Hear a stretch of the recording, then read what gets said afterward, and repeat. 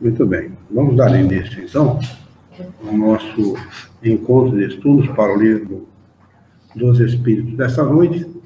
Hoje é dia 1º de dezembro de 2014, são 19 horas e 51 minutos, 29 graus na cidade de Jaú. Nós estamos estudando o capítulo 6, Vida Espírita. Livro 2, né? Vida Espírita. No item 5º, escolha das provas. Questão 267. Pergunta: o espírito poderia fazer a sua escolha durante a vida corporal? Seu desejo, seu desejo pode ter influência. Isso depende da intenção. Mas, no estado de espírito, frequentemente, vê as coisas de maneira diferente.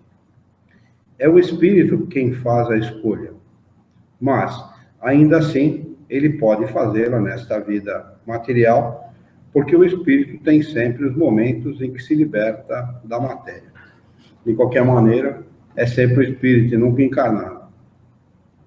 A realidade é essa, né? Isso é fácil de entender e fácil de explicar, né? A gente encarnado, a nossa realidade é uma. Como espírito, a nossa realidade é completamente diferente.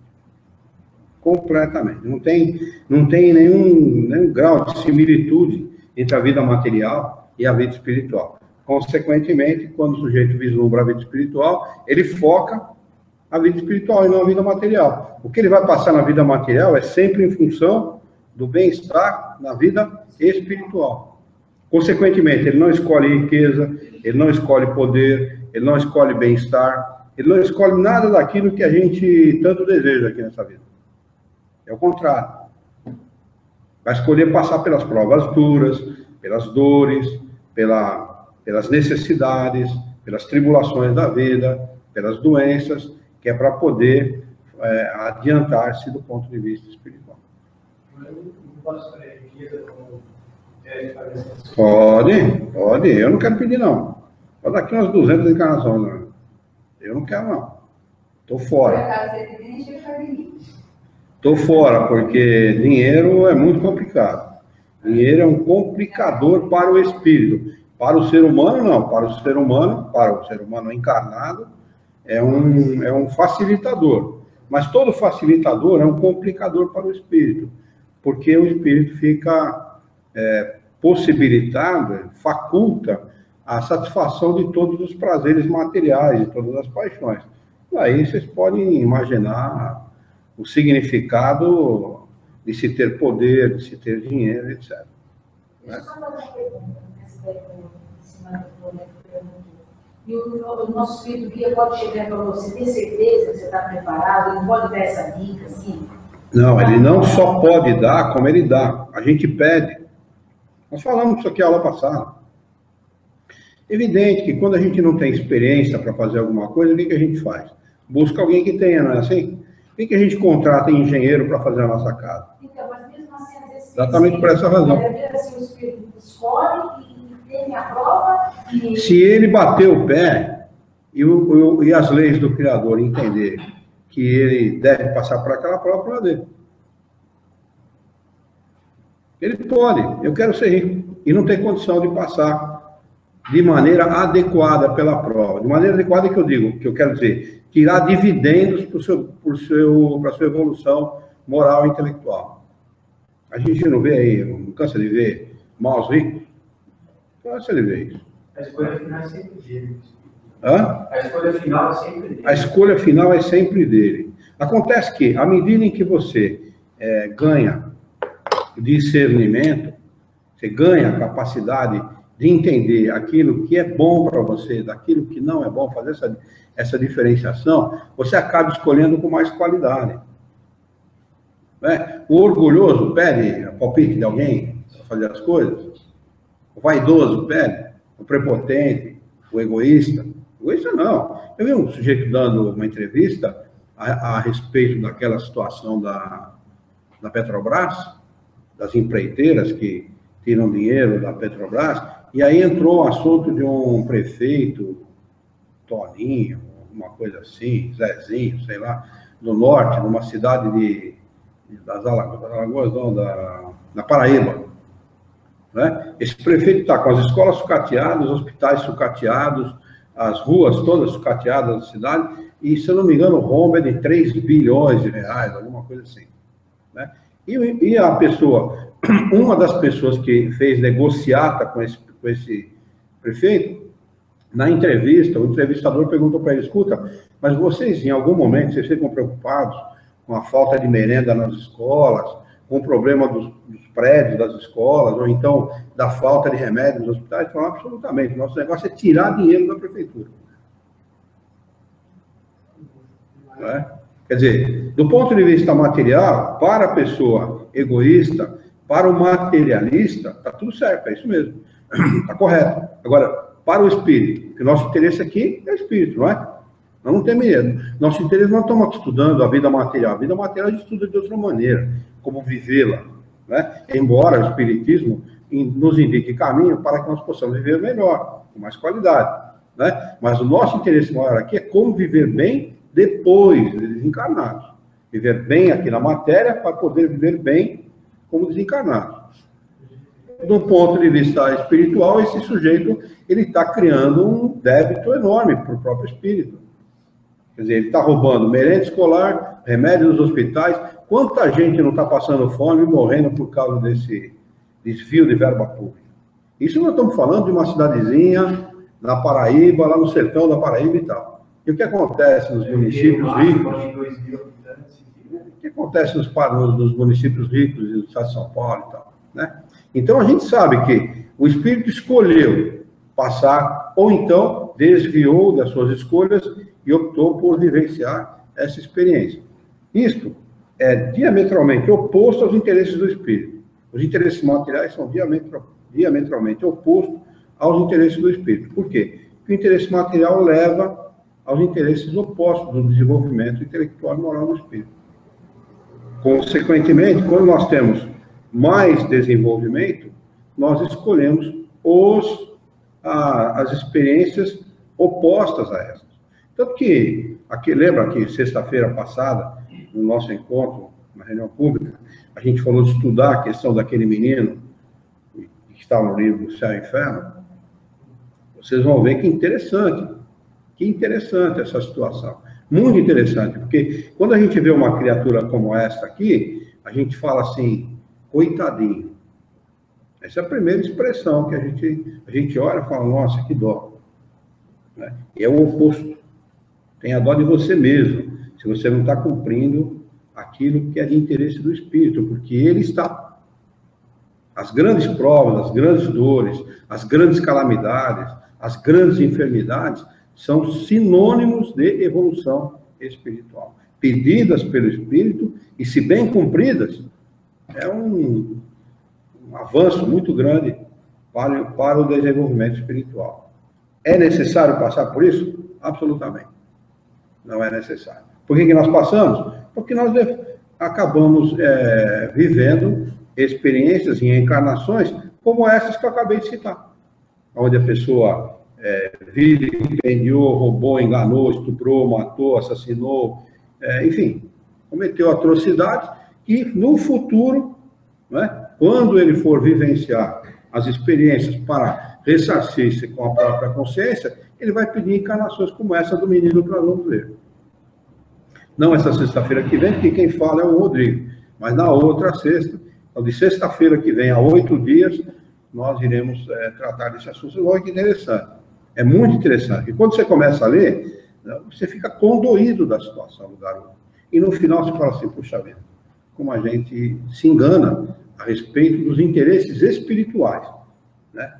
Quando a gente está na matéria, a gente foca no interesse material. Quero ter um bom carro, quero ter uma boa casa, conforto, não quero passar necessidade, não quero viver nenhum tipo de problema com doença, não quero ver os que eu amo com nenhum tipo de problema, não é? A gente foca isso. Esse é o nosso foco. Quando a gente vê alguém que a gente ama passando por alguma aflição, por alguma necessidade, por algum problema moral, a gente fica descompensado, né? Mas a gente tem que passar a entender, ter uma outra visão das coisas, porque a realidade do espírito é outra. Então, por isso que o espírito responde essa questão 267, o espírito superior que respondeu a Kardec, dessa maneira. O desejo dele, do encarnado, pode ter influência. Isso depende da intenção. Mas, no estado do espírito, frequentemente vê as coisas de maneira diferente. Exatamente por essa razão. Né? É o espírito quem faz a escolha. Está bem claro, né? Bem patente, que os interesses são completamente diferentes. Né? Isso parece um pouco contraditório do ponto de vista da nossa encarnação, não parece? Poxa, então para que a gente encarna? Encarna exatamente por essa razão, para vivenciar experiências, para deixar de ser um troglodita, porque na realidade nós somos trogloditas do ponto de vista espiritual. Né? Nem índio nós estamos aqui atrás. Se fosse o encarnado escolher, seria totalmente diferente. Do ponto de vista do encarnado, a riqueza é muito boa, as facilidades são muito boas, né? E gozado que se aquilo que as pessoas mais invejam nos ricos, né? Não é motivo de felicidade.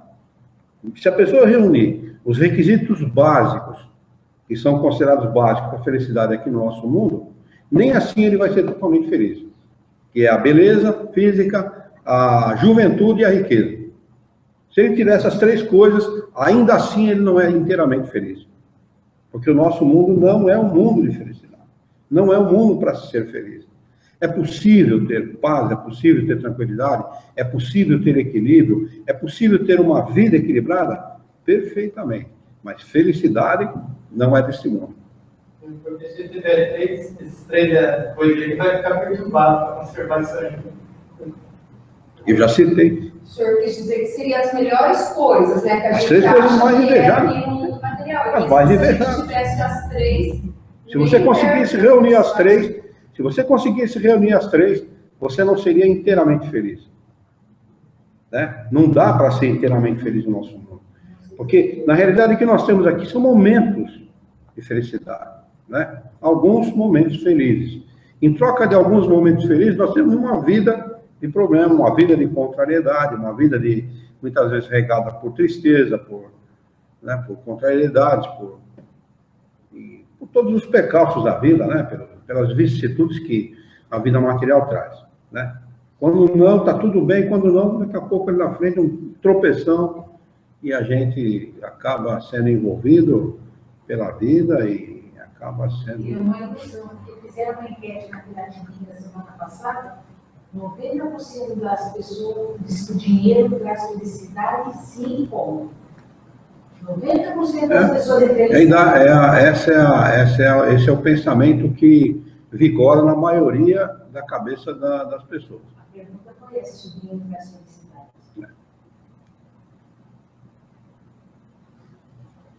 Pergunte para uma pessoa muito rica se ela é inteiramente feliz. Pergunte.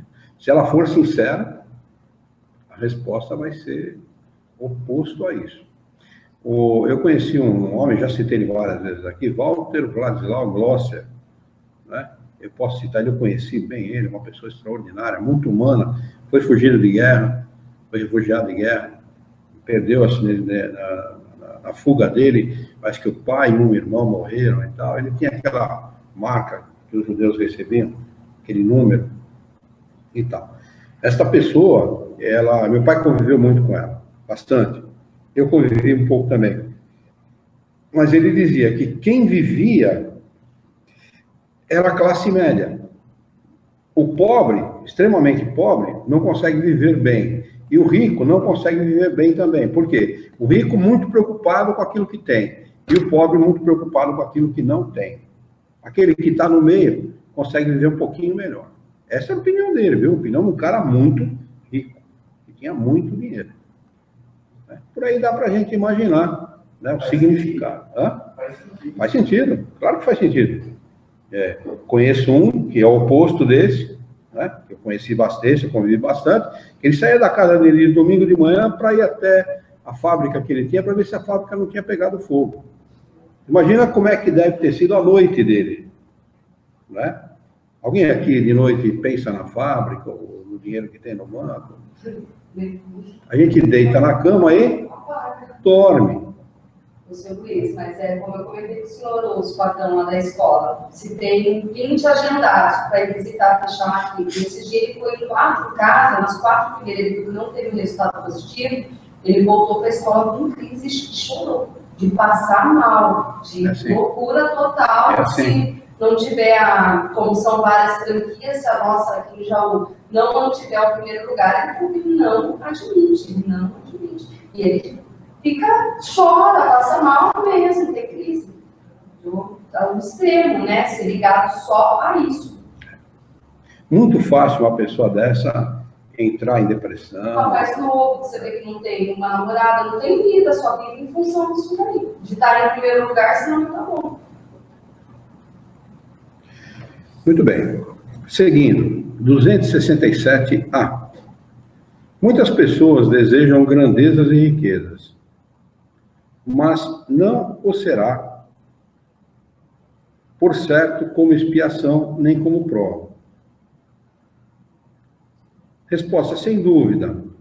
A matéria deseja essa grandeza para gozá-la, e o espírito a deseja para conhecer-lhe as vicissitudes. Isso aqui, olha, tem que ser o espírito superior para resumir tudo aquilo que a gente levou um tempão para falar numa frase, né? Exatamente isso. A gente deseja gozar o dinheiro, o espírito deseja conhecer, vivenciar toda a problemática, todas as vicissitudes que uma situação dessa pode trazer. E normalmente sai dessa situação com vários arranhões. Vários. 268. Até que chegue ao estado de perfeita pureza, o espírito tem de passar constantemente por provas? Resposta: sim. Mas elas não são como a entendeis. Chamais provas as tribulações materiais. Ora, o espírito, chegando a um certo grau, mesmo sem ser perfeito, não tem mais nada a sofrer. Mas tem sempre deveres que o ajudam a se aperfeiçoar e que não são penosos para ele, a não ser os de ajudar os outros a se aperfeiçoarem. São provas também, mas são provas agradáveis, não é? É uma situação que traz prazer para o espírito, embora seja um dever, né? Embora seja uma obrigação, uma função necessária que ele precisa cumprir para poder evoluir. Mas é muito prazeroso, né? Chegar numa situação como essa de poder ajudar os outros, ajudar os semelhantes. 269. O espírito pode enganar-se quanto à eficácia da prova que escolher?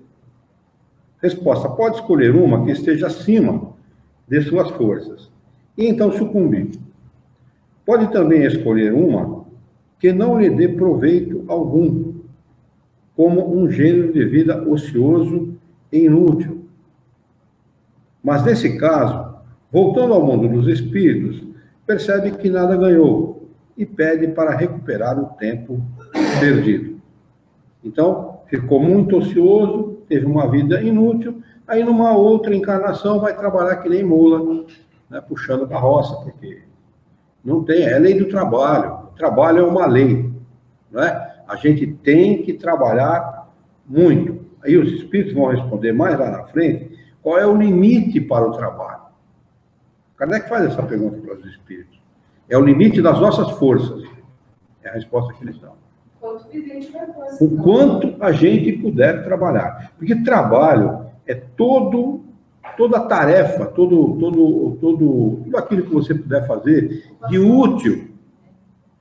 Muita gente considera trabalho ganhar dinheiro. Não é só isso. Não é? Trabalho é tudo aquilo que você puder fazer de útil para o próximo. Não é? E, por exemplo, uma pessoa que tenha saúde, força física, inteligência, né? Ele tem que onerar, por exemplo, o Estado com uma aposentadoria, com uma pensão, alguma coisa assim, ele está roubando o Estado. Não é? Se ele tem força, se ele tem ainda condição, inteligência, ele tem que trabalhar por obrigação, tem que trabalhar. Mesmo que ele já conquistou, mesmo que ele já tenha conquistado uma aposentadoria. É obrigação dele, é dever dele. Tem que ser útil. É dever ser útil. Não é? Nós vamos ler, quando nós estudarmos o livro Céu e Inferno, vocês vão ver que uma das punições que o espírito recebe, quando está em estado de erraticidade, é a inutilidade, é a nulidade, é ficar sozinho, sem ninguém, né? Isolado, e a inutilidade. Ficar sem fazer nada. É punição. Porque o malandro que não trabalha, não é que ele não quer ficar sem fazer nada, ele não quer trabalhar. Ele quer fazer só aquilo que ele gosta. Só aquilo que ele entende. Quando a atividade da pessoa for por usura, quando ele trabalha somente para guardar, é tão ruim quanto. É claro, evidente. Evidente. Já citei aqui o exemplo de um tio que eu tive, né? Ele, como zelador de prédio, ele comprou um apartamento na Avenida São João. Um apartamento que hoje valeria algo em torno de R$1 milhão, R$1.200.000, alguma coisa assim, como zelador de prédio.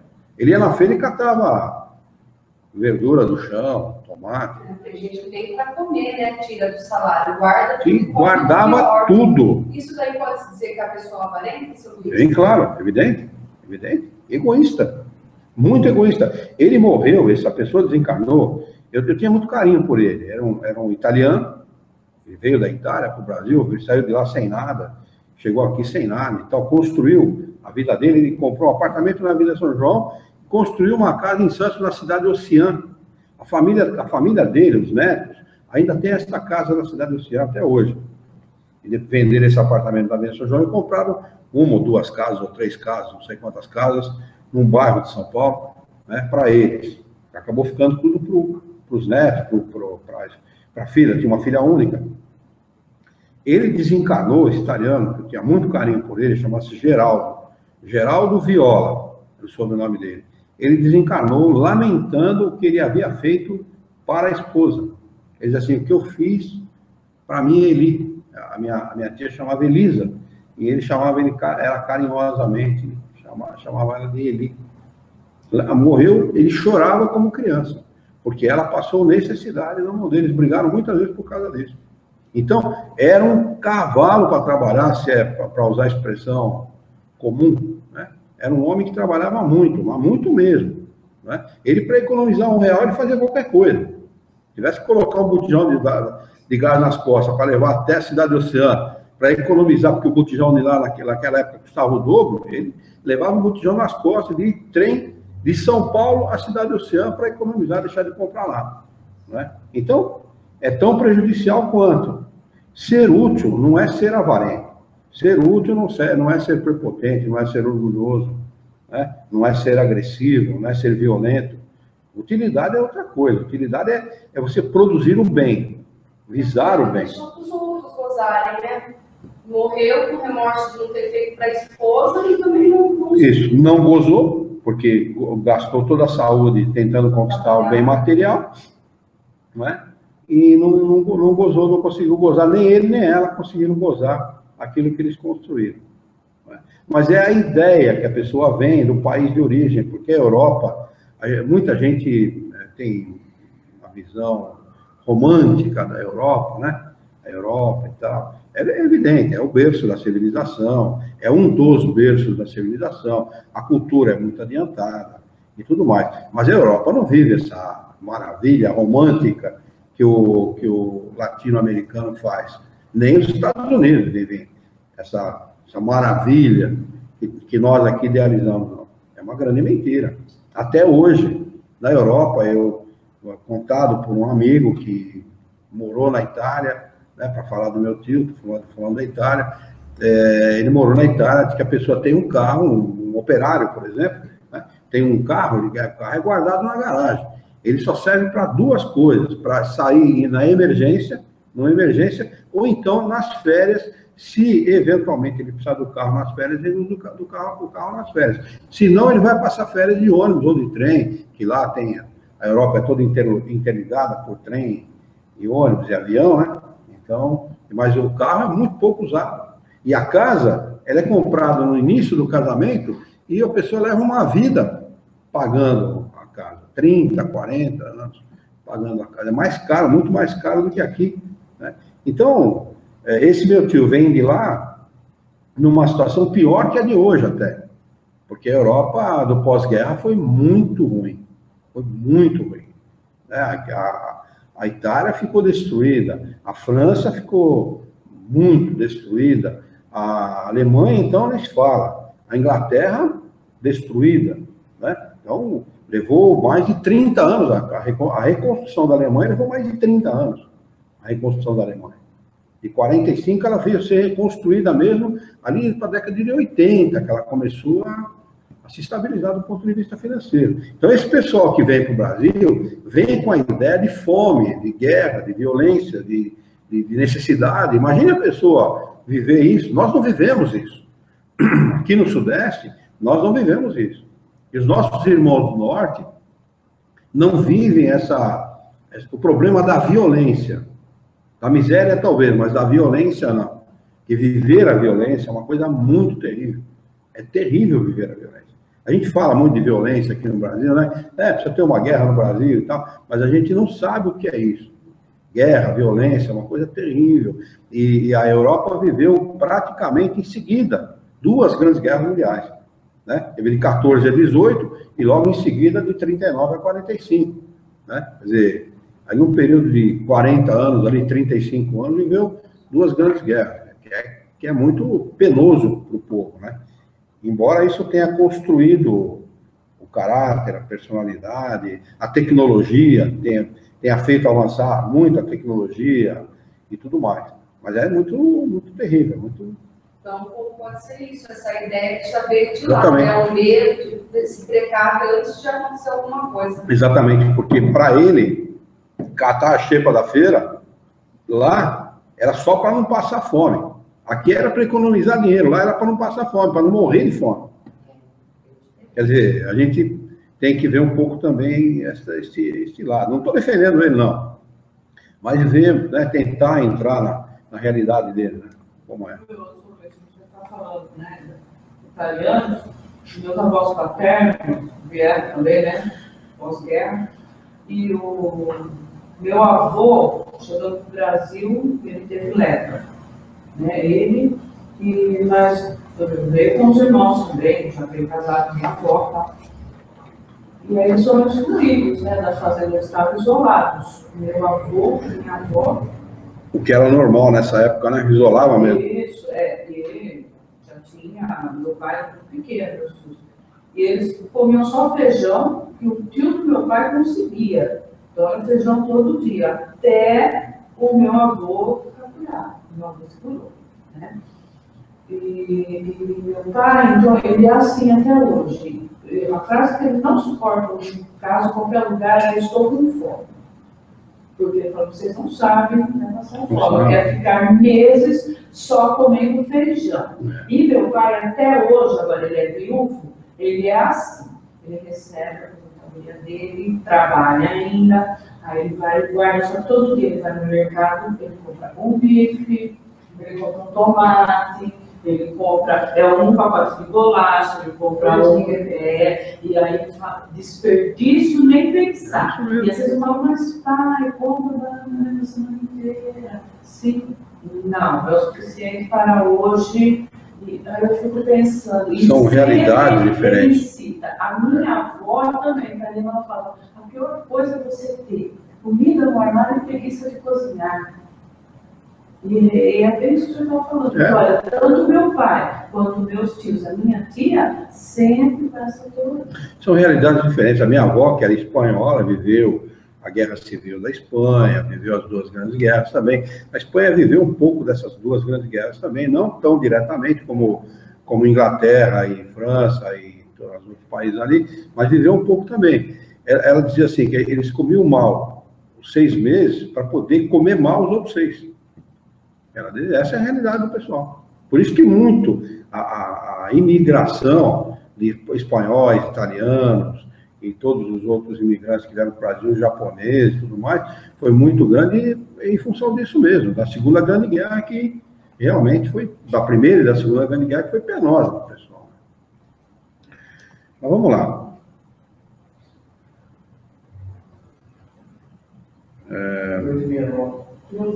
269. 270? Vamos lá. Ao que se devem as vocações de certas pessoas e sua vontade de seguir uma carreira em vez de outra? Resposta: parece-me que podeis responder por vós mesmos a esta questão.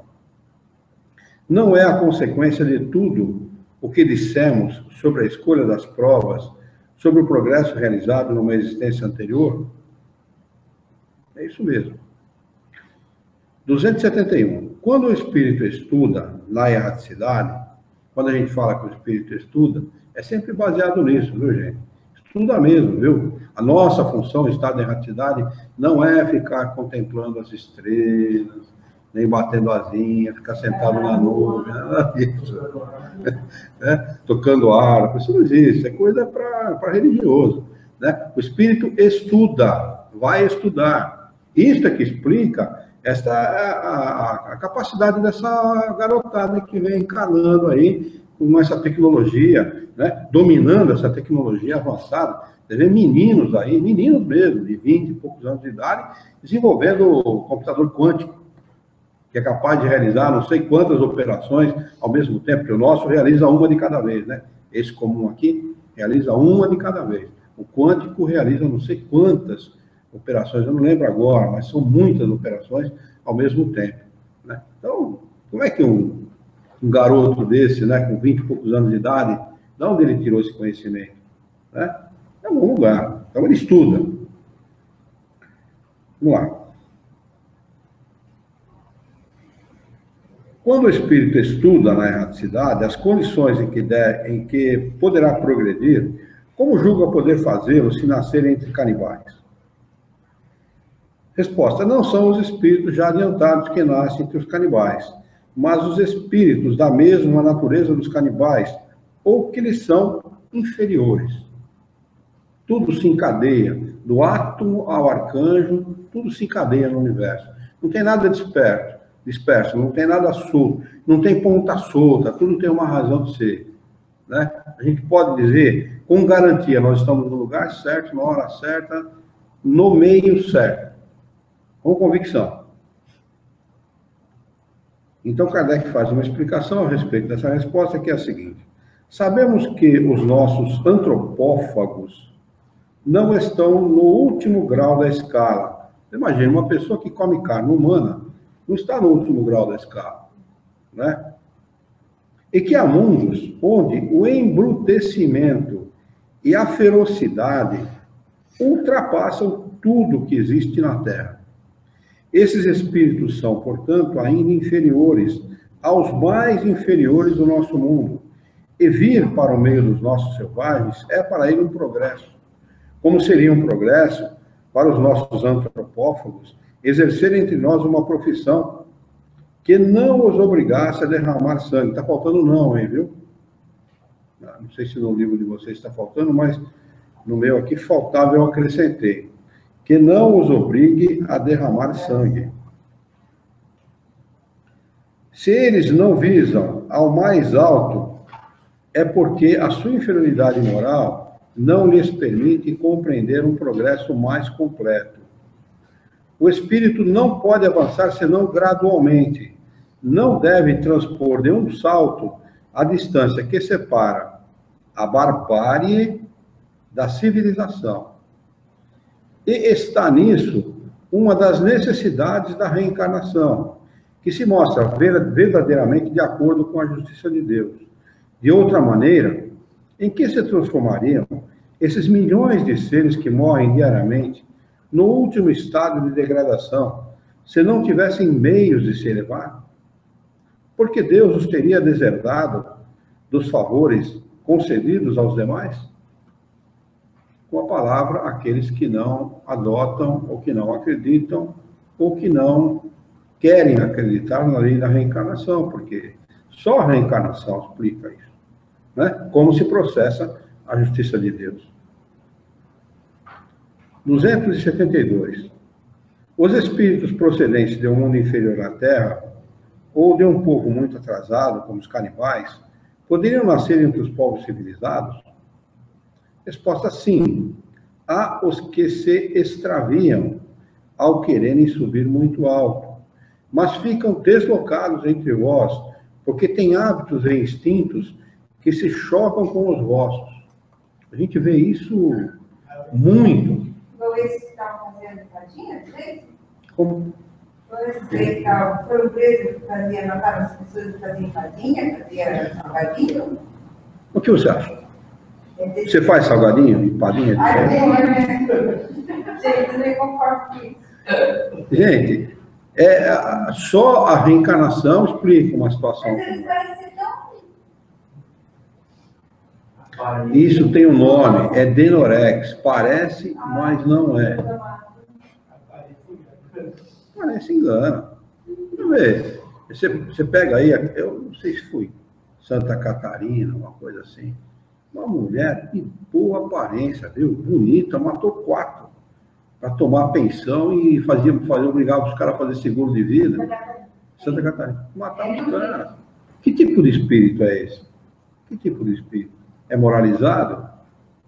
Está preocupada com moral? Esse espírito é difícil de vencer? Não, absolutamente. Olha, ninguém nasce para o crime, viu? Ninguém. Ninguém está fadado ao crime. É opção. Não é difícil para eles fazerem isso. Não, absolutamente. O mesmo esforço. O mesmo esforço que exigido de um é o esforço exigido do outro. É que as pessoas, olha, uma vez eu fiz uma sociedade com um rapaz lá em São Paulo. Nós montamos uma loja de máquina de costura e depois nessa sociedade entraram outros 2. Numa sessão da loja, esses outros 2 ficaram só. Um deles, o apelido dele era Fafá, era um cara meio moreninho, tal, magrinho, mas cheio dos truques, cara. Depois que a gente veio descobrir quem era e tal. Mas esse sujeito, uma vez ele fez a seguinte pergunta para mim: por que é tão difícil fazer as coisas certas? Eu sempre fui um cara meio sistemático nas minhas coisas, meio sistemático também para negócio mais sistemático ainda. E ele fez essa pergunta para mim. Então, imagine na cabeça dele como era a vida, porque a vida dele era completamente atrapalhada mesmo, brigar com a esposa, os problemas dele lá e tal. Ele fez essa pergunta para mim: por que é tão difícil fazer as coisas certas? Por que dá tanto trabalho? Então, como as pessoas enveredam por esse caminho, aprendem isso da vida, às vezes recebem isso como herança, né? Linguagem familiar, esse é o grande problema. Quando a gente volta no assunto de educar a criança e fala que educar uma criança exige do pai, deve exigir do pai e da mãe todo o empenho, todo o esforço, toda a dedicação possível e imaginável, é nesse sentido, porque a linguagem familiar pesa muito. Se o pai e a mãe não der exemplo, se o pai e a mãe não der educação, formação religiosa, formação moral, formação familiar para a criança, essa criança vai usar essa linguagem e vai, muitas vezes, desviar-se do caminho, porque não se coibiu as suas tendências. Exatamente isso que deve ter acontecido com o Fafá. Né? Não se coibiu as tendências, se ensinou que era mais fácil ir pelo desvão da vida, e o cara envereda por ali, e quando o cara tem que fazer o certo, ele se defronta com uma barreira que para ele parece um monstro. Né? Mas não é verdade. É verdade que fazer o certo exige muito, exige trabalho, né? Dedicação, empenho, vontade. Né? Mas do que é feita a vida se não isso? Pergunto para vocês. Mas o Orlando está perguntando desses espíritos que vêm do mundo inferior à Terra. Não, eles vêm para... Se ele é promovido... Não, mas aí como que falou? Eles querem subir muito alto. Depende. Mas você acha que esses que faziam empadinha de gente, eles eram canibais? Eles eram espíritos que vieram de tribos, esse tipo de coisa? Certamente não. Certamente não é espírito que vem, é espírito que já tem algum adiantamento, já tem alguma elevação. Tenta viver no meio da sociedade. Eu acho que se ele fosse atrasado, ele mataria para comer. Como que ele faz para vender? Com o espírito que ele tem, que ele poderia ganhar com aquilo ali se ninguém descobrisse. Exatamente. Outra coisa, era maldade mesmo, porque ele usava, ele tirava proveito dessas pessoas. Ele tirava proveito dessas pessoas, ele usava essas pessoas em benefício deles, para ter lucro. Né? O cara, eu não sei se é ele ou ela, que é universitário. Eu não sei qual dos dois, se é a mulher ou se é o sujeito, viu? Ele tem formação universitária, tá? Então, é maldade. O cara... se eu não me engano, Se eu não me engano, é ela, que tem formação universitária, entendeu? Mas você vê que é maldade. Ó, o holandês que prendeu a filha no porão da casa, teve 7 filhos com ela. 10 anos. Faz 24 anos, 23 anos, uma coisa, foi muito tempo. Prendeu, era criança, ela já estava com 30 anos de idade, já quando descobriram, né? Pô, não sei se é holandês ou suíço, viu? Acho que era suíço, se eu não me engano, né? Pô, como é que um cara que mora num país como esse, que tem todos os recursos sociais, todos os benefícios sociais, o cara não precisa levantar um dedo, né? Ele não está fora do contexto, ele fez uma opção fora do contexto. Porque tem gente que parece que gosta de subverter as leis. A gente tem prazer nisso. Não gosta de viver na legalidade. Por que a gente usa o termo legal? Oh, que legal! Oh, que legal! A gente não usa esse termo porque a legalidade e a ilegalidade, elas caminham juntas. Não é? A opção é sempre nossa. O brasileiro, ele é basicamente ilegal. A cultura do nosso povo é assim. Não é? A cultura do nosso povo é uma cultura, lamentavelmente, é sempre o jeitinho brasileiro. O jeitinho brasileiro para quê? Para subverter as leis. Para dar um jeitinho de acomodar uma lei em favor dele. Eu acho que essa mistureba toda, né? Um povo, uma pessoa que vem de lado. E a decisão de um povo que é libertário, libertino, licencioso. A verdade é essa, o nosso povo é um povo licencioso. Infelizmente é assim, é um povo que a gente critica muitas vezes outras culturas, né? Mas não se dá conta, por exemplo, de que as outras culturas, elas exigem aquilo do povo em nome da legalidade. Né? Eu não gosto muito de lei, eu não vou seguir a lei aqui. Tanto que o nosso país, lei pega e lei não pega. Como é que pode uma coisa dessa? A lei não tem que pegar ou deixar de pegar. A lei é lei. Lei é lei. Não é? Quem vive dentro da legalidade diz assim, a ordem de juiz não é para ser questionada, é para ser cumprida. Né? A gente sabe disso. Mas a gente vai em fórum por aí, o juiz falou para mim uma abobrinha na minha cara que se eu soubesse o que eu sei hoje, eu tinha mandado ele colocar aquilo a termo. Lamentavelmente, na época, eu não sabia. Me chamou de bandido. Na minha cara. Como é que é? Ele mandou uma multa, né? Porque multaram o juiz não aceitou. Quer dizer, se a gente analisar assim, a gente vai ver que esse juiz, ele está tão à margem da sociedade quanto é que esses caras quiserem empadinha de gente. Ele está julgando. Né? E ele está com a lei na mão, ele devia fazer cumprir a lei. Né? Ele devia ter dentro de si o senso da responsabilidade e da obrigação que ele tinha de fazer cumprir a lei. E não ficar julgando previamente quem quer que seja. Porque foi o que o juiz fez comigo. Me julgou previamente. Eu falei para o meu advogado, falei, e aí, como é que fica? Eu, não, fica calmo, tal. O advogado, por interesse pessoal, não quis fazer o que devia ser feito. Porque se eu sei hoje, eu ia dizer para o juiz, o senhor coloque isso que o senhor falou a termo. Colocar a termo é escrever aquilo que ele falou. Sabe o que isso significa? Quando ele for se aposentar, o sujeito que libera as aposentadorias para o juiz, ele vai ver aquela mancha na carreira dele e vai prejudicar ele.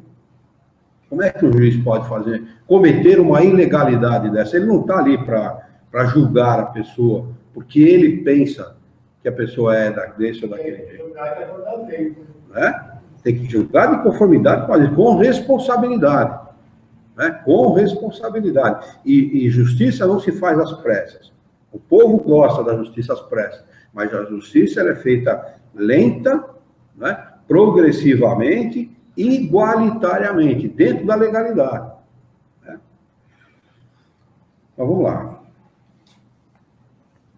Seguindo. É a 272, né? Não, nós já lemos. Comentário de Kardec. Comentário de Kardec. Esses seres nos dão o triste espetáculo da ferocidade em meio da civilização. Retornando para o meio dos canibais, isso não será um retrocesso, pois não farão mais do que retomar o seu lugar e talvez ainda com proveito. O que será que Kardec comenta com proveito? Que ele fez experiências mais avançadas. Vai retornar para o seu meio e vai levar essas experiências que ele já fez. Né? Quer dizer, nada se perde, né? Muito pouco, pelo contrário. Esse sucumbe, quando ele fala sucumbe, é do ponto de vista da prova que ele escolheu. Né? Mas, do ponto de vista da oportunidade que ele teve. Da oportunidade que ele teve, que ele não aproveitou, mas ele ganhou com isso. Com certeza. Na realidade, nada é perdido. Mesmo cometendo atrocidades, não há involução, não há retrocesso. Né? Houve retrocesso na posição dentro da sociedade. Ele deixou de frequentar uma sociedade mais avançada para frequentar uma sociedade menos avançada.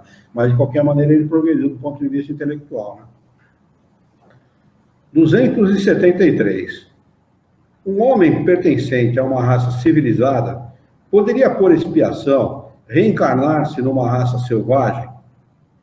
Resposta: sim, mas isso depende do gênero da expiação. Um senhor que tenha sido duro para os seus escravos poderá tornar-se escravo e sofrer os maus tratos que infligiu a outros. Aquele que mandou numa época pode, em outra existência, obedecer aos que se curvaram ante a sua vontade. É uma expiação se ele abusou do poder, e Deus pode determiná-la. Um bom espírito pode, para os fazer avançar, escolher uma vida de influência entre esses povos. Então, trata-se de uma missão. Duas situações completamente diferentes uma da outra. Uma que é obrigado, constrangido a viver nesse meio, para cumprir uma expiação do ponto de vista da existência precedente. E o outro que pede aquilo como uma missão, né, para ajudar. Item 6º. Relações de além-túmulo. Pergunta número 274. Ficou alguma coisa, alguma dúvida para trás, não, né? Tá. 274. As diferentes ordens de espíritos estabelecem entre elas uma hierarquia de poderes. E há entre eles subordinação e autoridade? Quando se fala em subordinação aqui na Terra, a gente até treme, né? Porque ninguém gosta de ser subordinado, né? O único homem que se subordina, né, e de livre e espontânea vontade, porque assume uma carreira, é o militar, né? E mesmo assim, de vez em quando se insubordina, né? Mas esse é o que realmente assume. Outros, muito pouco se subordinam, né? Resposta: sim, muito grande. Os espíritos têm uns sobre os outros a autoridade relativa à sua superioridade e a exercem por meio de uma ascendência moral irresistível. Completamente diferente de nós aqui, né? Aqui quem manda é o dinheiro, lá quem manda é a evolução espiritual. 274A. Os espíritos inferiores podem subtrair-se à autoridade dos superiores? Resposta: eu disse, irresistível.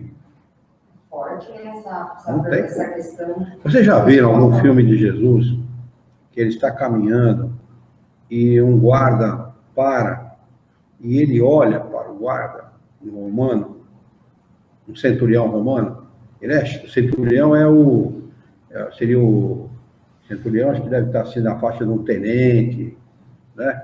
Dentro da hierarquia romana, ele olha para o centurião abaixa a cabeça. Nunca viram? Eu já vi um filme de Jesus há muito tempo atrás que passa essa cena.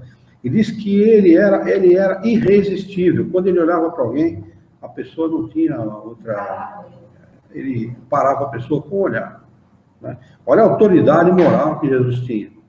Jesus não era um cara bravo, mas ele quando ele olhava para alguém, ele comandava a situação. Né? Então é hierarquia, evolução moral, irresistível. Né?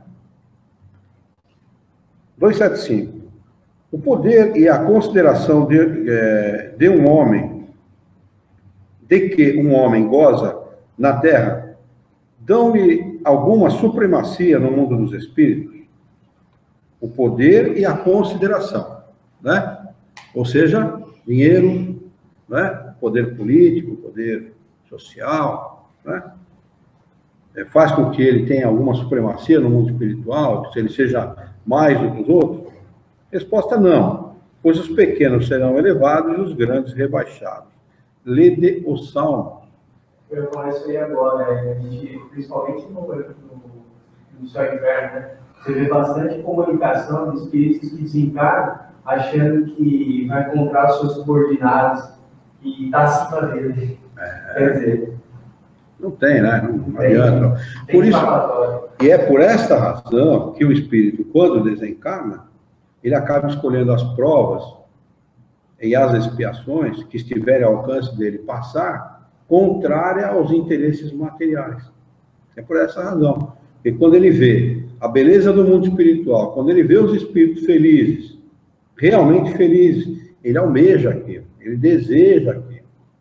Né? É onde ele escolhe completamente o oposto daquilo que nós achamos que é a felicidade, o que seria nosso interesse ter. 275A. Como devemos entender essa elevação e esse rebaixamento? Resposta: não sabe que os espíritos são de diferentes ordens, segundo os seus méritos? Pois bem, o maior na Terra pode estar na última classe entre os espíritos, enquanto o seu servidor estará na primeira. Compreendes isto? Isso. Jesus não disse: quem se humilhar será exaltado, e quem se exaltar será humilhado? Questão de número 276. Aquele que foi grande na terra e se encontra inferior entre os espíritos, sente humilhação?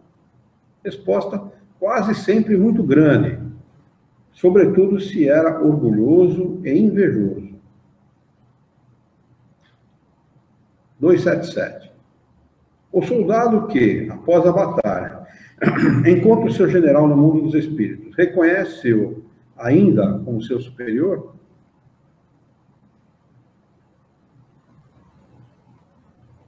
Resposta: o título não é nada.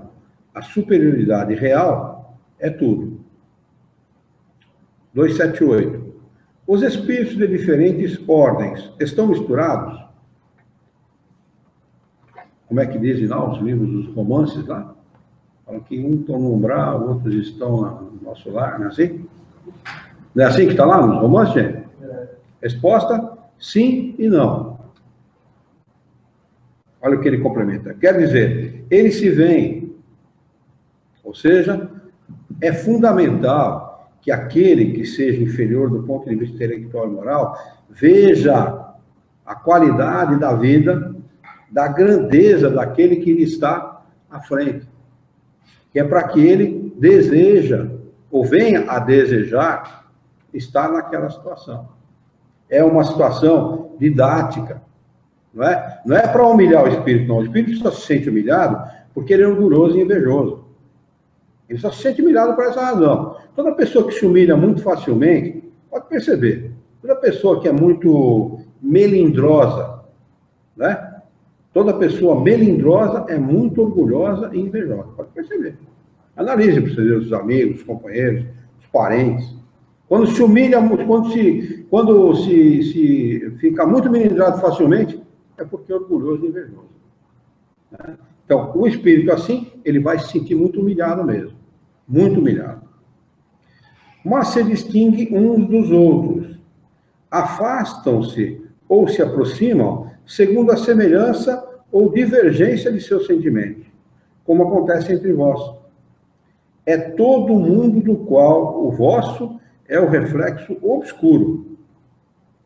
Ou, os da mesma ordem se reúnem por uma espécie de afinidade e formam grupos ou famílias de espíritos unidos pela simpatia e pelos propósitos.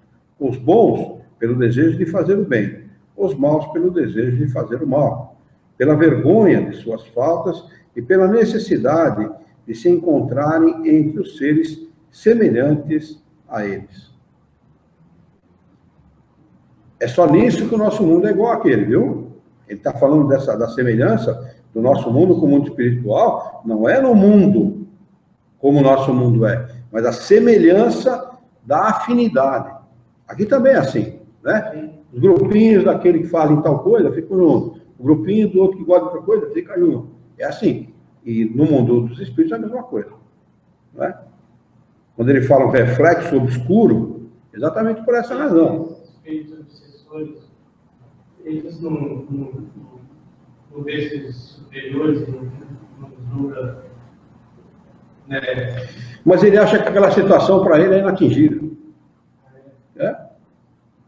Ele desencarna e ele, quando se dá conta da sua situação, isso pode acontecer imediatamente ou pode demorar, dependendo da situação, do espírito, pode demorar bastante tempo. Mas quando ele se dá conta, ele sofre um pouco e tal, fala, mas quer saber de uma coisa? Eu vou continuar fazendo o mesmo que eu vinha fazendo. Não está cheio de gente assim aqui? O cara sai da cadeia, num dia ele fala, não, eu não quero mais voltar para a cadeia de nenhum, quando ele está lá. Né? Ele sai da cadeia e uma semana depois ele está saltando. Ama ninguém dá emprego. Esta é a sua tarefa, amigo. Você não cometeu erro? Cumpra, arque com as consequências, porque é assim mesmo. Quando a gente não pensa, os antigos diziam, quando a cabeça não pensa, o corpo padece. Né? E, infelizmente é assim. O mundo é cruel mesmo. É isso mesmo, é a mesma coisa.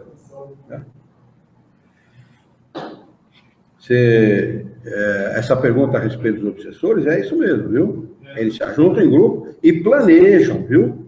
Como fazer para destruir as pessoas, como fazer para influenciar, para prejudicar, para manter a pessoa naquela situação em que ela está. Enfim, eles planejam mesmo. Olha, não tem como, viu, Orlando? Não tem como. Não há como um espírito ser eternamente mau. Evolução, não tem como. Vai chegar um momento que ele vai ser obrigado a encarnar, ele vai ser obrigado a viver as experiências, ele vai dar com a cara no poste, ele vai se arrebentar, ele vai se esfolar, mas ele vai ter que viver aquela experiência, vai desencarnar, vai reencarnar novamente, e dessa maneira, ele vai, ao longo das encarnações, melhorando. Não tem como não melhorar. É por isso que o Espírito explica um pouco atrás dessa questão que nós estamos, que as coisas acontecem exatamente assim. Primeiro encarna os mundos mais atrasados. Né? O nosso mundo, do ponto de vista dos mundos primitivos, é um mundo muito evoluído.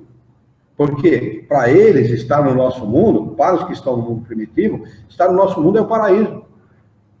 Lembra o que eles explicam a respeito dos animais? Os animais nos veem como deuses. Dá para imaginar a cabecinha deles? Né? Na pouca inteligência que eles têm, no pouco discernimento que eles têm, se é que tem algum, né? Eles nos veem como deuses.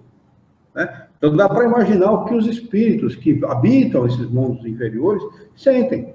Né? Habitar o mundo como nós é estar no paraíso, enquanto que para nós, estar no paraíso é habitar um mundo feliz.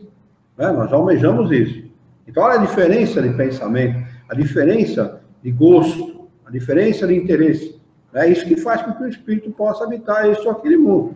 E, no entanto, nós, os seres que habitamos este mundo, se fôssemos habitar um mundo, por exemplo, como Júpiter, nós seríamos como os símios, como os macacos no nosso mundo. É isso que responde os espíritos superiores. Imagine você a diferença da qualidade moral e intelectual nossa e a deles. Na realidade, nós somos primitivos mesmo. Né? A gente acha que é muita coisa, mas não é não. Nós somos primitivos mesmo. Né? Somos espíritos ainda que precisamos do cutucão. E o cutucão a vida dá, né? Quando você não quer, a vida vem e te empurra. Vai, velho, tem que ir. Né? Aí você dá mais uma parada, dá mais uma estancada, tá bom assim, se acomoda, toma mais um cutucão e anda mais um pouco. E assim vai. Né?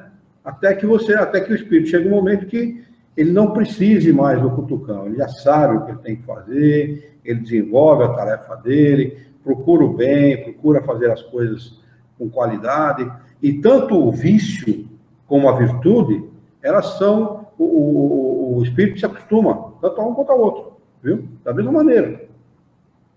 O vício se torna um vício por quê? Porque a pessoa, primeiro começa como hábito, e depois se torna um vício por quê? Porque ela sente prazer em fazer aquilo e também pouco se dá. Ah, eu vou contar, tá assim, tá bom. Né? Que nem o Jair conta que ele tinha um amigo que bebia muito. Como lembro disso, eu dou risada. E ele chegou para esse amigo dele e falou: escuta, você precisa parar de beber, você bebe demais. Ele pensou um pouco, olhou para o Jair e falou assim: faz o seguinte, esse ano vai assim, ano que vem a gente vê o que faz. Esse é o vício, né? O cara está pouco se lixando. E a virtude é a mesma coisa, né? Quando a pessoa é virtuosa, quando ela procura caminhar num caminho mais virtuoso, melhor, com mais qualidade, ela se esforça para estar cada vez melhor, né? E para procurar pessoas que lhe auxiliem a melhorar cada vez mais. Ela não vai buscar no vício seus interesses. É ao contrário, né? Ela vai buscar no caminho oposto. Isso é que faz da nossa vida aquilo que a nossa vida é. Cada um dá a qualidade que ele deseja para a sua vida. A sua vida só não vai ser boa se você não der qualidade para ela. Isso não depende de dinheiro, condição social, não depende absolutamente de nada, ser feio, bonito, gordo, magro, alto, baixo, não depende de nada. Não depende de nada que esse mundo impõe para a gente, como medida da felicidade, ou medida da beleza. Absolutamente nada. Uma pessoa que não tem a beleza física, que não tem atributo físico nenhum, pode ser muito mais feliz, muito mais simpático, muito mais agradável do que um outro que preenche os requisitos exigidos pela sociedade, ou por aqueles que ditam a moda, aquilo que eles acham que é bonito ou não. Que há muito pouco tempo atrás, quando era moleque, na década de 60, década de 50, uma mulher magra era considerada extremamente feia. Feia. Era o oposto que é hoje. Né? Vocês talvez não lembrem disso, por quê? Né? Hoje as magras e as gordinhas são feias, agora tá nas turbinadas. As turbinadas são bonitas, pelo amor de Deus, aqui não parece um sapo, rapaz, pelo amor de Deus. Não vejo beleza nenhuma naquilo. Mas vamos lá. Tem a explicação de Kardec que nós não lemos, né? É isso mesmo, né? Da 278, correto? Igual a uma grande cidade onde os homens de todas as classes e todas as condições se veem e se encontram sem se confundirem, onde as sociedades se formam pela similitude de gostos, onde o vício e a virtude se acotovelam sem se falarem. Por isso que eu repito, é nesse aspecto que os mundos se assemelham, viu? O mundo espiritual e o nosso mundo se assemelham. Do resto, não tem similitude nenhuma. Não precisa de prédio, não precisa de rua, não precisa de carro, não precisa de absolutamente nada do que tem aqui. 279. Todos os espíritos têm acesso reciprocamente, uns junto aos outros? Resposta. Os bons vão por toda parte, e é necessário que assim seja, para que possam exercer a sua influência sobre os maus. Mas as regiões habitadas pelos bons são interditadas aos imperfeitos, a fim de que não levem a elas o distúrbio das más paixões. Então, o acesso aos mundos, quando ele fala todos os espíritos têm acesso, ele refere-se ao universo, viu? Quando esse acesso aqui não é um acesso limitado ao mundo, a outro, acesso ao universo. viu? Lamentavelmente, não está explicado dessa maneira aqui, lamentavelmente para entendimento, né? Mas seria necessário que assim fosse explicado, porque quando se fala acesso, depende de quem lê. Se a pessoa pegar essa questão e sacar ela do contexto do livro, e não tem estudado ainda a obra de Kardec, ela vai entender de maneira diversa. Ou então vai ficar mal entendida. Acesso a quê? É verdade que está estudando mundo espírita ou dos espíritos, não é isso? Estamos falando dos espíritos. Consequentemente, as pessoas precisavam associar a ideia de que espírito tem acesso ao universo. Não é isso? Essa é a ideia, viu? Tá? Só estou falando isso, que é para não ficar aquela ideia de acesso à colônia, acesso ao umbral, acesso a esse tipo de coisa. Ele fala que não por toda parte, ele fala da onde. Mas é exatamente isso. Por toda parte, qual? Por todo o universo. Né? Porque o espírito, quando desencarna, né, ele ascende, ele sobe, ele se eleva. Ele vai se elevar tanto quanto seja proporcional à sua evolução. Né? Aqueles que têm mais evolução têm acesso livre, né, ao universo. É claro que, no caso de espíritos como nós, esse acesso não vai ser franqueado a todo o universo. Nós vamos ficar limitados ao nosso próprio círculo. Né? E à medida em que vai evoluindo, quanto maior é essa evolução, maior é o acesso. Né? É que, se não ficar bem, se não se explicar, né, as pessoas podem não entender a amplitude do significado tanto da pergunta como da resposta. Né? Então, vamos ler de novo. Todos os espíritos têm acesso, reciprocamente, uns junto aos outros. Né? Resposta: os bons vão por toda parte. E é necessário que assim seja para que possam exercer a sua influência sobre os maus. Vamos lembrar, então, daquele estudo que nós fizemos de Júpiter? Eu fiz uma brincadeira, a Juliana deu risada. Quando eu falei que a mulher turbinada parece um sapo, ela deu risada. Quando nós estudamos Júpiter, lembram que a tarefa deles é sair de lá e vir nos influenciar? Lembram disso? Eles saem, a tarefa deles é deixar o planeta Júpiter e vir a planetas como o nosso influenciar para o bem. É disso que ele está falando aqui. Os bons vão por toda parte, é necessário que assim seja para que possam exercer a sua influência sobre os maus. Mas as regiões habitadas pelos bons são interditadas aos imperfeitos, ou seja, nós não temos acesso a Júpiter. E não podemos ter, porque se tivéssemos, nós levaremos para lá os nossos distúrbios, as nossas más paixões. O que para eles seria motivo de desequilíbrio. Né? Isso quando desencarnado. Como? Isso quando desencarnado. Nem quando encarnado, nem durante o desligamento parcial do corpo. A gente não pode chegar até lá. Muito pouco, acho que muito poucos na nossa Terra têm esse direito. Muito poucos. Mozart foi um que teve. Não, mas nem para a gente ir lá conhecer. Eu acho que não. Eu acho que não tem. Deve ter mundos em condições mais apropriadas para nós, para conhecimento, que sejam muito mais avançados que o nosso e muito menos do que o deles. Na qual a gente vai almejar também. Vai conhecer, vai ampliar o conhecimento, vai aprender. Né? Júpiter é um mundo feliz. Né? Eu acho que é proporcional. Sempre. O outro que não teve aqui na Terra, ele já era de lá e veio para cá, mano? Não sei te responder isso porque eu não conheço a história dele pregressa. Mas Mozart viveu aqui, saiu daqui e foi viver lá. E aquele espírito que dá comunicação... Não sabe se ele veio de lá. Não se sabe. Né? E aquele espírito que dá comunicação sobre Júpiter, inclusive desenha a casa de Mozart e tal, ele não é um espírito conhecido na Terra. E ele viveu na Terra. E ele responde para Kardec que é possível sair daqui diretamente para lá. Mas... Você conhecia algo, assim, conhecimento de mais mundos, igual o Júpiter, com essa exatidão de que lá é um mundo deles, assim, algum outro? Ele responde que há vários, né? Nós temos 100 bilhões de estrelas no nosso sistema solar. E conhecidas pelo homem, galáxias, 100 bilhões de galáxias, já conhecidas. Então você imagina, né? Você multiplica 100 bilhões por 100 bilhões, né? Quantas que a gente conhece como estrelas, que nada mais são do que mundos, né? Existem, aonde existem mundos como o nosso, inferiores ao nosso e superiores ao nosso. Né? E o universo tem essa função mesmo. Luiz Carlos, se ele falou que a gente pode sair daqui para lá para Júpiter, não a gente, não o espírito que esteja em condições, por que não ele está assim, quando a gente... Pode, aquela senhora que dá comunicação, os espíritos felizes, lembra-se dela? E ela não fala que vai para Júpiter, mas ela fala que ela desencarna e o espírito chega para ela e diz assim, está vendo aquela estrela?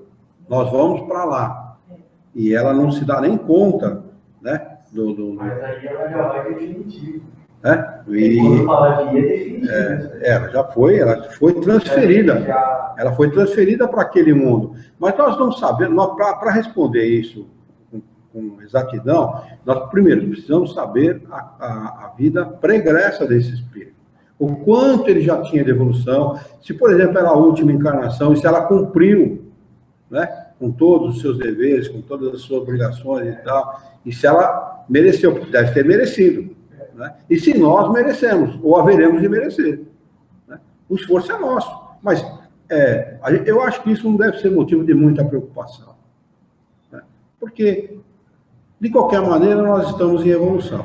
Ou nesse mundo, ou no outro mundo, nós continuamos evoluindo, da mesma maneira. Não é muito motivo de preocupação.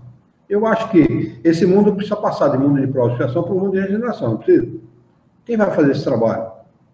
Aqueles que têm mais consciência, aquele que tem mais conhecimento, aquele que está se melhorando, ou procurando se melhorar do ponto de vista moral e intelectual. Não é?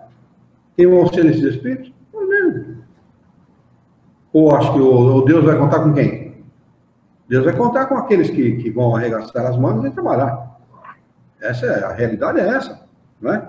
Então eu não estou preocupado em ir para outro mundo, não. Eu estou preocupado, já declarei isso para vocês, a minha preocupação é melhorar do ponto de vista moral e intelectual, né? E merecer ganhar uma boa encarnação nesse mundo. É isso que eu almejo.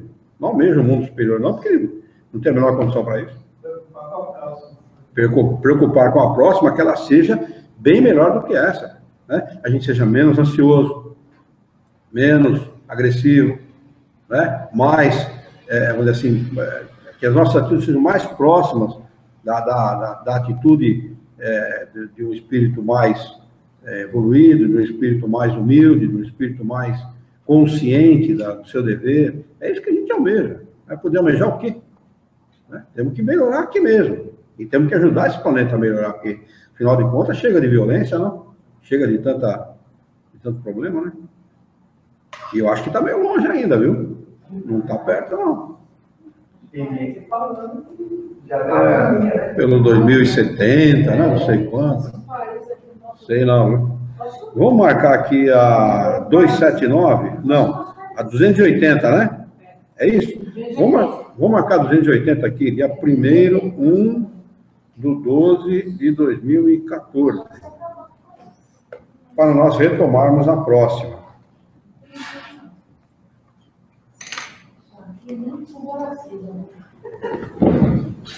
Vamos montar uma cooperativa? Cooperativa espiritual, para ver se a gente mais rapidamente... Você, Luiz, tem muita gente que se justifica pelas faltas que faz por se sentir injustiçado pelos outros fazerem, né? Tipo assim, os Marias vão com as outras.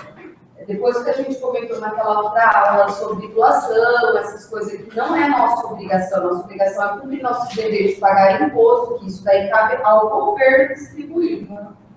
Hoje, lá conversando assim, a menina falou que é na CPFL da baixa renda. Eu, louco, Natália, você não tem vergonha? Ainda bem que você não tem vergonha na sua cara, não, de fazer um negócio desse, vai com um carro de 40 mil, paga escola para as crianças e uma coisa de 70 mil você vai reduzir. Ela falou, eu não. Tem gente que tem mais do que eu que vai lá e abaixar a renda, por que eu não vou fazer? Aí uma outra que estava atrás, perguntou na cara, por quê, Bela? Eu falei, por quê? Você também tem? Eu tenho. Então, eu acho que vai nesse rolo e se justifica por se sentir injustiçado. Estão roubando de mim porque... Pior do que isso, muito pior do que isso, são mansões aí no Francesco que enchem piscinas com água roubada. Não sai, viu? Enchem piscinas de 20, 30 mil litros aí, com água roubada. E aqui em Jaú é muito comum esse tipo de situação, viu? Eu, quando fiz a minha casa, o pedreiro perguntou se a torneira da garagem era para passar pelo hidrômetro ou queria que viesse água direto para a rua.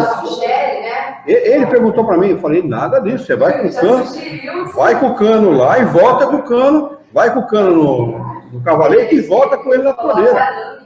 Mas por quê? Eu falei, muito simples. Pode não descobrir durante 30, 40, 50 anos, mas o dia que descobrirem, eles te tomam a casa por causa disso. O dia que a coisa virar séria, eles te tomam a casa por causa disso. E eu jamais quero me comprometer moralmente com uma porcaria. Para com isso. Mas tem muita gente que faz, sim, rouba água, luz, telefone. Os gatos, as coisas. Gatonete em São Paulo é comum. O tal do gatonete. O sujeito assiste televisão a cabo sem gastar nada, internet sem gastar nada. É muito comum isso. Só que as pessoas não sabem, essas pessoas não sabem, que estão acumulando os compromissos para futuras encarnações. Então, mas se sente tão seguro que tipo, justifica realmente pela injustiça, por ser o Brasil é um país da ilegalidade. O Brasil é um país da ilegalidade. Nós somos um país da ilegalidade. Você acha que justifica uma pessoa que tem 40 mil reais, um carro de 40 mil reais, cometer um absurdo como esse? É absurdo isso. É absurdo. Agora, se a cultura fosse da legalidade, o que aconteceria? Mas é bem o que o senhor falou, os trambiques, quando é herdado de família, linguagem familiar, já veria. Meu pai fazia, minha mãe fazia, na nossa casa, na nossa família é assim, tudo bem. E a linguagem do brasileiro é assim. Eu recebi um dinheiro indevido de um seguro no meu carro, eu não tive dúvida. Quando peguei a nota fiscal na mão que não estava incluído, que não tinha sido trocado a porta do meu carro, eu reclamei. E o sujeito me devolveu o dinheiro, 340 reais na época, uma coisa assim, 1996. Eu fiz um cheque de 340 reais para o segurador e mandei de volta. Um cara lá contando essa história na sala, o cara falou, você é bobo, rapaz. Você é tonto. Quer dizer, ser honesto é ser tonto. Aqui no nosso país é assim. Então, a mentalidade, a cultura do nosso povo é assim. Nós estamos habituados com isso. Nós cultuamos, faz parte da cultura do nosso povo. Né? E reclama muito da corrupção dentro do governo, da ilegalidade dentro do governo, mas essa ilegalidade é alimentada pela própria cultura do povo. Quando a gente que faz essas perícias, de INSS se finge de louco, de doente, aí para pegar licença. Está cheio disso. Gente, 9h10, 9h09, vamos encerrar? Tá bom o papo, né? Muito gostoso. Eu continuaria, mas vamos encerrar. Vamos elevar o nosso pensamento, mentalizar a figura excelsa e amiga de Jesus, o nosso mestre, modelo e guia da humanidade. Juntos com Jesus, vamos nos dirigir ao Criador, ao Senhor da vida, fonte inesgotável de paz, de amor, de bondade, justiça e misericórdia, para agradecê-lo muito pela oportunidade de aqui estarmos reunidos em seu nome, para aprendermos as questões propostas nessa noite. Queremos ainda, Senhor, humilde e sinceramente vos pedir bom ânimo, coragem, determinação, ideias renovadas, alegria de viver, entusiasmo, para que nós possamos trabalhar e dignificar a vida. E coragem para orientar a própria existência por um profundo e sincero respeito ao nosso próximo. Em teu nome, em nome de Jesus, em nome dos bons espíritos, em nome do nosso diretor espiritual e de sua equipe, de todos os encarnados e desencarnados que participaram do nosso encontro de estudos dessa noite, nós o declaramos encerrado.